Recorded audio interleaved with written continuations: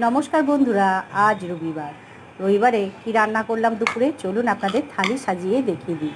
প্রথমে এই যে এক বাটি ভাত নিলাম, আমার থালি রেডি করছি, আর তার সঙ্গে কাঁচা লঙ্কা, লেবু আর থাকছে শসা। আর আজকে শাক করেছি লাল শাক, কাঁচা লঙ্কা, গোটা রসুন আর কালো জিরে ফোড়ন দিয়ে লাল শাকটা করেছিলাম।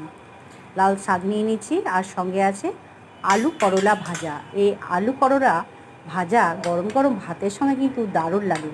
কারা কারা এই আলু করলা ভাজা একসঙ্গে খেতে পছন্দ করেন অবশ্যই কমেন্টের মাধ্যমে জানাবেন, আমার কিন্তু খুব ভালো লাগে। আর আজকে করেছি চাল কুমড়োর তরকারি, একটা আলু দিয়ে টমেটো, পেঁয়াজ, আদা রসুন বাটা, জিরে দিয়ে এই চাল কুমড়োর তরকারি করেছি। আর আছে ট্যাংরা মাছের ঝাল, দেশি ট্যাংরা, তাই ছোট ছোট। এই দেশি ট্যাংরা খেতে কিন্তু দারুণ লাগে। টমেটো দিয়ে একটু টক টক টাইপের করেছি, কেমন হয়েছে